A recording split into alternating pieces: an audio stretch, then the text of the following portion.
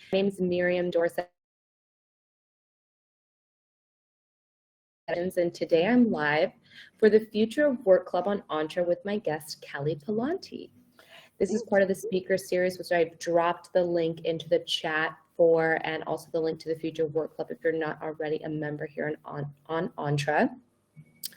Kelly, my guest today, graduated from the University of Illinois at Chicago and started her career as a technical recruiter in the fast-paced Chicago loop as the world prepared for the impact of Y2K. It was an exciting time to be in the industry, and she quickly discovered her passion for training people of all career levels, how to interview, to salary negotiations. She's an HR senior certified professional and a mental health first aid provider. Her accolades include winner of the Woman in Meeting Award in Entrepreneurship. She was elected SHRM Chapter DEI Director, and she has a reoccurring appointment to the YMCA National Salary Compensation Taskforce. Thank you so much for joining the stream today, Kelly. How are you doing today? Thank you, and thank you so much for that introduction. I know some of those were mouthfuls, all those acronyms that pop up. I appreciate that. Indeed. Go ahead. I was going to say, okay, my name, thank you also for pronouncing my name correctly. I think we talked about that last time and the importance of pronouncing names. And if you don't know someone's name, so it's okay to reach out and ask. So it always feels good when someone does that. So I appreciate that just off the bat. Yes, my name is Kelly Pallanti. My company and where I'm CEO founder is Mentally Fit Workplaces. And as Miriam mentioned, I'm a longtime recruiter, HR pro, who has really in the last, I would say 2.5, 3 years, focused my practice primarily on mental health at work.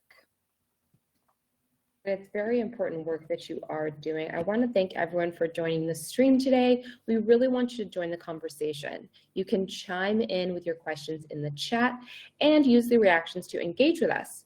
So Kelly, I want to kick off our conversation by just asking, what drew you to starting to do this important work that you're doing? Well, definitely the pandemic. I think this has driven a lot of people to change careers, to expand their careers, maybe to look into different avenues or follow passions that they didn't have prior. I will admit this was not a passion of mine prior to the pandemic. However, I did sit in that HR seat and really for the first time in my career, fielded more, mental health, I think questions, not only from staff, but also from leaders, because they were supervising and managing staff and dealing with issues that we just had never dealt with before. Not only just being in the remote workplace, but also just things going on, in our demographic area. We have traumatic events that happen, sometimes compounded on top of each other. And a lot of times we just don't know how to react. I got, for the first time in my career during the pandemic, more requests for the EAP, the Employee Assistance Program, and what resources did the employer have? And I realized that they don't have a lot of resources. Sometimes it does end there at that EAP, and I really started to think about, what not only resources that we can provide for employees, what more we can do, but what can the organization do to make itself more resilient? So we're always talking about people becoming resilient, but I want us to kind of flip it and really think about it as a partnership and have organizations become resilient. And how do they create these not only physically safe environments, but mentally safe environments for workers?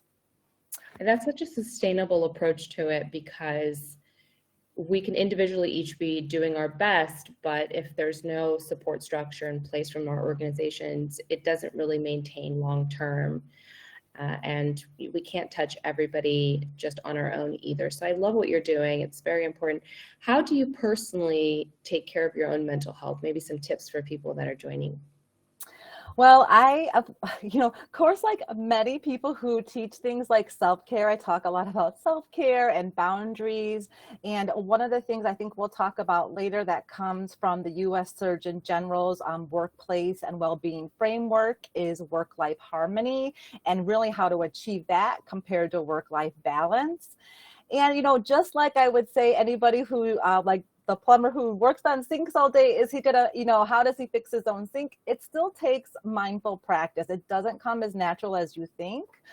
So that's why when people make mistakes or they stumble when they're, doing self-care or setting boundaries for themselves, it's okay to do that. And I think that's part of it, is that just with a lot of change in behavior, sometimes you stumble one time and then you're like, okay, I tried that, that didn't work for me. And I just want to say that it is really okay to go back.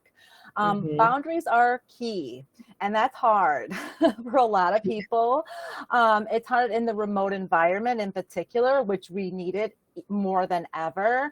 Definitely during pandemic, there was no off button for me particularly. When we were in the office in HR, we had an office, and you closed that door and you went home. And yes, you were sometimes available maybe by your cell, or, somebody would, call in. But with remote, that chat is open all the time. And so it really just proved that we have to set boundaries for our own mental health. So that is, part of the thing I think I talk about, again, overall in organizations, is role modeling that. So I try to role model that for others, and I try to encourage those people to role model that for other people. Because when you see someone else saying, no, I think I've had enough on my plate today, I'm sorry, I'm too full, they might say, oh, I didn't know that's okay to say, I might use that practice myself. Yeah, that's very, very important. As a founder of an organization, I also try to do the same thing and let the team know, hey, this is how you can structure your asynchronous work environment. I may be pinging you at this time. That doesn't necessarily mean I expect a response from you at that time. I understand we have to have those boundaries, and setting up your technology to support those boundaries, making sure that your notification settings are correct on your product management tools and things of that nature. But if they're not brought up, people aren't trained how to do these things from an organizational standards policy perspective, then it just kind of seems like you're expected to always be on when people are pinging you at the craziest hours. So I love that you touched on that. The return on investment just through your work that you've done of aligning people development with strategic business growth. And you've held roles that include career development director, HR business partner, regional nonprofit, HR shared services providers. So you've got a spectrum here. What does it look like once we have mentally healthier workplaces? Oh, there's really, the ROI is so high, and I'm going to want to share a tool as well, where you can actually plug in your industry, how many people are in your organization, and it will really give you an estimate based on your state, your regional demographic, what an ROI is, for mental health and how it would impact your company. But honestly, I start in the front with recruitment and retention. So number one, right now, we know that people out there looking, who are, changing jobs, looking for different organizations. And I just shared some of this information actually on my LinkedIn there too, about some data that, they're looking for companies who prioritize mental health. And, one way to find out if a company does that is that they talk about that in their job post. If they say, we prioritize, we have a mental health policy, we have mental health days. So right up front, it's going to help. It's going to be a recruitment tool. Two, obviously, that when someone gets in the organization, it's part of retention, right? People like to feel like their organizations care. They want to know that they don't want to feel guilty. And I think people are kind of done when they want to take their PTO, when they want to take their vacation time, and they really want to use it for their mental health. They're kind of done giving excuses of, and not maybe telling the truth on that, like saying, just taking a PTO day. They want to say, I'm taking a day for my mental health. I'm taking, 3 days, and that be okay to say. So those, and then just some really, basic operational things too, like healthcare. We know that mental health and physical health are definitely impact one another. When you have stress, anxiety, depression, that impacts your, cardiac, your digestive system. There's, all kinds of things that those go hand in hand. And then some basic ones like absenteeism. We know, again, if you don't have mental health days available, sometimes you'll just take those days, or often people push themselves because they don't have days to take to rest, and to the point where they are in the hospital. I mean, we have seen this from workload, that's overloaded. So it really has, there are so, many benefits, I think, all around that could really touch point different parts of the organization and operations.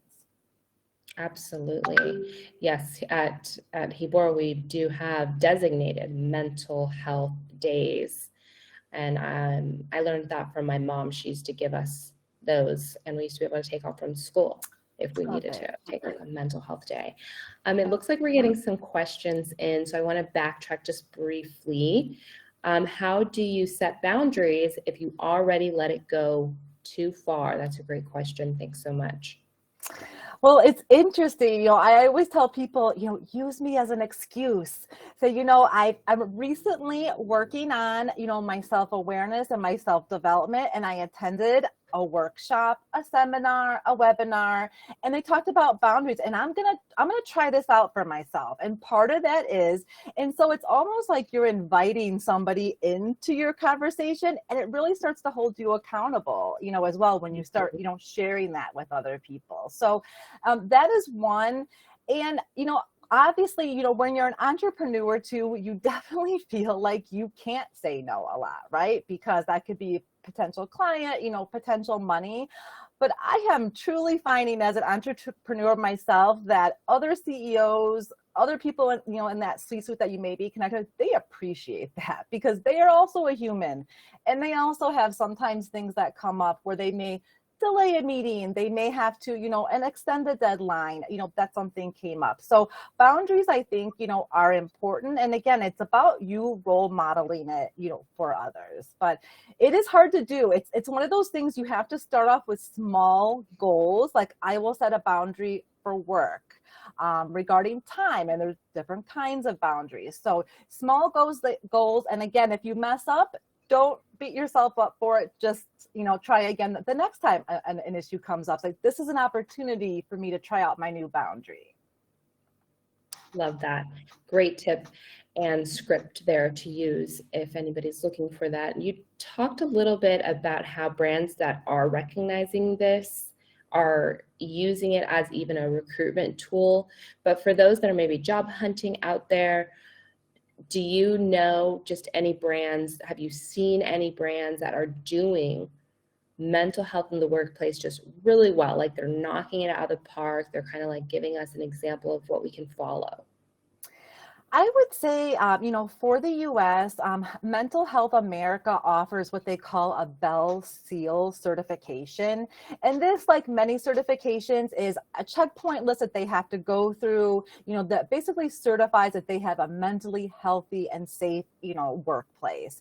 And although, this certification has been around for many years, a lot of, people are starting to just now start to search out and see which companies are on this list. So I took a look at it, not too long ago. I saw Yahoo is on there, PwC, Kroger. So a couple really big brands. As far as industry goes, definitely is always very heavy on healthcare, which I think that's kind of a no-brainer. Explain why healthcare, because, obviously a lot of those workers have mental health, and again, physical health, go hand in hand. They deal a lot with mental stress. Another one was nonprofits I saw a lot of. And then on the rise is really the legal profession. It has a very high rate of burnout and turnover. So they are focusing a lot. And the construction industry was also very high as far as starting to adopt these mental health policies. Interesting. And I love that. If we can get the link to that list, I would love to drop it in the chat. Although the pandemic shed light on the need for mental health safety at work. There is a gap on how to implement, which is what you're kind of working on. Recently, the U.S. Surgeon General developed the 5 essentials for workplace mental health and well-being. This is a new framework that's been developed. It's addressing psychological health, safety practices. You kind of broke down some of these essentials and discussed the actions that companies of all size in every industry can do to implement the framework. Why do you think that the Surgeon General is paying attention to this issue now? Definitely the pandemic, and I think just the rise of numbers. It's not just the U.S. Of course, there's global numbers. The WHO has put out information on this. The CDC, they see a rise not only in the need for mental health support, but they need mental health professionals. There's a shortage, there as well, and they also see a big rise in teen mental health, okay, and the need there. So it's not only thinking about our current workforce, but this workforce who's about to enter. And, just kind of what you mentioned, Miriam, about the mental health days and offering those, that is common language and common talk for Gen Z, and it will be extremely common for Gen Alpha. I have teenagers, they talk to each other about therapy, mental health is like, that's not an unusual, it's not a taboo topic. It's not unusual for them to discuss those things. And sometimes I can see, them talking about that and the adults in the room feeling a little bit uncomfortable because it is a shift in thinking and kind of breaking down that stigma of talking about that. We all need mental health support at some point. Absolutely. Kelly, you have over 20 years successful experience helping subject matter experts, startups, not-for-profits transform their people operations. You provide professional solutions that include upskilling leaders, mitigating legal risk, measuring psychological safety. You've engaged leaders in one-on-one as well as group, live, and virtual sessions with topics such as leading with empathy, DEI, impact on business growth, mental health bootcamp for leaders. So a variety of different things. What do you think that an employee should do if they feel that they're working somewhere that is kind of mentally unsafe? This is a difficult question because, it is, I hate to almost put it on the employee again, because, I feel like that happens so much right now as we talk about resilience. And that's what companies are doing. They're giving, the yoga classes, the counseling sessions, and they are offering that. It really honestly begins with the relationship with the manager. They have to be able to have that trust with the manager to be able to bring up this topic. First of all, it's almost akin to anything unsafe in the workplace, even akin to like harassment. Like you have to feel safe enough in the environment. So the environment you work in has to be psychologically safe that you can bring these things up and not be retaliated against. So a lot of that begins that. So if you don't work in an environment where you feel safe, you may not be able, to bring that up. But just like an environment where you don't feel physically safe, again, how would you address that? Is that an organization that you would stay with? As you and an employee, if you bring this up to your manager and you say, this is happening and nothing is done, what is, your power as an employee, to do? So like most things inside organizations, it does have to come, from top down, that leadership, like we talked about just before, even, boundary setting. So often we see, C-suite, they're out of the office, but they're still emailing. They're still contacting people. So they're not role modeling that boundary behavior, right? Yeah. And so when they don't do it, and that's why it's so important, it's so important to start it now, because it's teaching other people how to work with you and what expectations you have of them. Totally. There's no simple answer for that one. I'm sorry. Yeah, it is really, it can be difficult to really do a lot of action. My work is to try to start that conversation and to really find the mental health champions inside the organization, people who want to be a part of this. In an ideal scenario, you have someone who's going to be a mental health director and take on this role. In a real scenario, you're probably going to have a task force, an ERG, a group of people who would possibly, take that on. And that's something that person, could do something individually or try to start the conversation that way. Very nice. Yeah, I can see this conversation going somewhere in the direction of maybe we have discrimination legislation. There are things that can be done, but we're at the very beginning here of what will be a shift as you're starting to see these younger generations come into the workforce and basically requiring these things. So I'm optimistic about the future, and we're coming quickly up on the end of our session here in time. So I want to make sure we get to some of the other questions that are coming in the chat, and I still have a ton of questions here as well. I'm just kind of sift through these ones in the chat, so we make sure to address these ones. How much rest is too much rest? Oh, too much rest? I don't know. Is there a thing as that? I think you have to listen to your body and let it know. But actually, sleep health is a topic I talk about a lot in relation to mental health. As we know, sleep is again a direct correlation to our mental, cognitive, abilities. So rest is definitely important. How much is too much rest? I don't know. The thing with this, our environment now, particularly remote, is that we do work when it works for us, right? A lot of times, some of us are very productive 5 hours in a row, and then we rest for 12 hours. And so it really is an individual, and that again I think is part of the future of really what work is going to be about, is that we're going to work with people as individuals.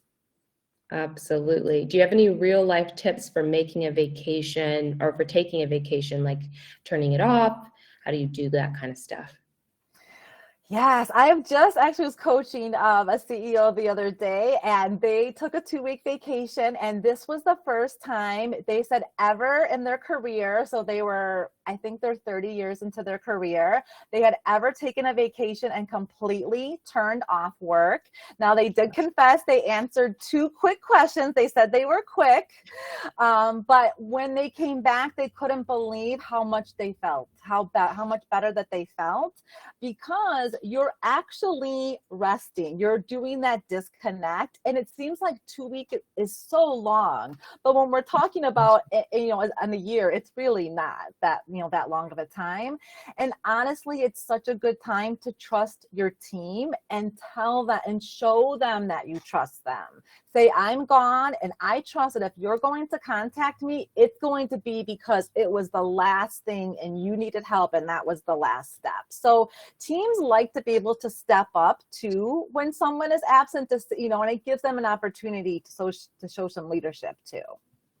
Absolutely. So, it is hard. Turn it off. It'll help you so much, even if it's 4 days. Like if 2 weeks sounds like, oh gosh, no, I could never do that. Start small, 2 days, and even, see the difference after that.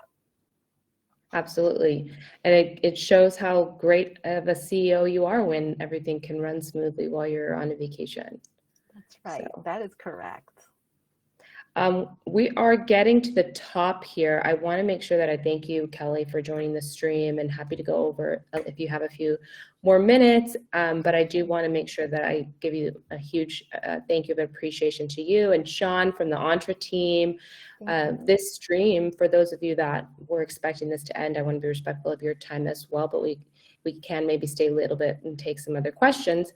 The stream has been part of the Future of Work Speaker Series every second Thursday of the month at 4 p.m. right here on Entre. You can join us for a lively future of work discussion with founders, VCs, workplace, and other types of people leaders, all thanks to the work of Jing Herman, founder of the Future of Work Club. Make sure you sign up for that, and we'll see you at our next one in August. Do you have time for a few more questions, Kelly? Tell me what your schedule looks like. Oh, yes, no problem. Okay, wonderful. We have some other ones in the chat here. Do you have any strategies to combat anxiety when you're returning to the workplace after having an extended slowdown of work? Yes, this is one big problem. People get so much anxiety, usually the day before they have to return back to work because they know that that inbox is going to be, flooded. And honestly, the best thing, and even if you're thinking about this now, is that this is something you can plan for. So if you know that, you're going to actually be expected to be back in on Tuesday, then on Monday is the day that you take that time for yourself to kind of reacquaint with work. And again, it's about setting the boundaries too and letting people know. So if you have a lot of expectations and deadlines when you first return from vacation, let them know that might be extended. You might have to move those just based on, because there's so many different things that can happen on vacation and travel. As many of you have probably heard the phrase before, I need a vacation from my vacation. It is a real thing because travel does impact us, and in so many different ways. So my hope is that you would have a workplace that would be flexible in that. Absolutely. That's the ideal scenario, but great tips. And thank you so much for your kind comments in the chat. We're seeing those. These are really short. We know you guys, the future of work, got to keep it kind of short and poppy, but we are back every month with some of these speaker series. I'll make sure to drop the links in. Again, Kelly, I appreciate you for staying to take a few more questions. So drop those in the chat if you do have them. One of the ones that I had as well, what about when things happen in our community, outside of work that are traumatic, but still affect us, water cooler talk because it's on the news, whether it's, a school shooting or, something awful on that scale. How does a workplace make sure that that the team is okay? One of the topics I'm not an expert with, but I have a collaborative partner who talks about trauma-informed leadership. And this is really kind of falls into that category and how trauma affects different people. And I think you kind of, nailed it on the head of a perfect example would be a school shooting. And so if you know a school shooting, if it's nationally known that it's happened in a particular area, and number one, if you have employees in that area, this may be a time to reach out. Or if you have just parents in general that that work for the organization, that can be impacted by it. I've seen something as simple as maybe an email, a Slack message going out saying, hey, we know this has happened. Here's the EAP if you need counseling sessions. Your managers are here if you need time off. Just kind of giving that leeway, for someone too. I've also seen them actually open a channel on a Slack or a Teams and invite people to discuss. Now, of course, when you get to some, topics, you want to just, be sensitive, when people are discussing things in the chat. But sometimes that's what it takes, because you're right, particularly in a remote environment, there is no water cooler. We don't all gather to the hall or to the lunchroom like we used to. And so the group chat is a chance to be with your coworkers and to discuss something. I'm definitely a big proponent of not glossing over things that are happening in our environment, and we can't get away from it. I feel like they do need to be addressed at work because you just don't know how it is impacting someone. Absolutely. And I've even seen some innovative tools on Slack that allow for, anonymous communication that workplaces can implement. So there are some advances that are being made. What are some simple things that leaders can do right now to start to make their workplace more mentally healthy? Just start talking about it. It seems so, simple, but there is, truly still a stigma behind it. So even like I said, if you were to have a broken wrist at work, you wouldn't say, I'm so scared to tell my manager I have a broken, wrist and I can't work for 2 days until I go to see. But if you are depressed and you can't work for 2 days, people are terrified. To share that information. So I think that's one, is tell people it's okay, and share your stories too. As you know, stories go a long way. So when leaders share their experiences and say, I had to take off time because this happened to me, it just really kind of humanizes the workplace a lot more. Yes, I tell you what, that it is easier said than done, but it is important. And It is easier said than done. It really is. But I appreciate you saying that because it's giving me a little push to share more too.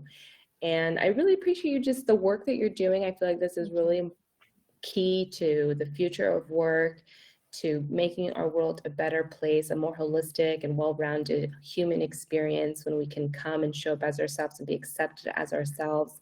And it's not easy work that you're doing to continue to talk about this every day, but break the taboos and the stigma. So thank you, Kelly, so much for all that you do, and the Future of Work Club for hosting this very important discussion. How can people get in touch? Thank you. Yes, definitely. Of course, I mentioned I'm here on, Andre, I'm on LinkedIn. You can find me at my website. I'll put it here in the chat as well.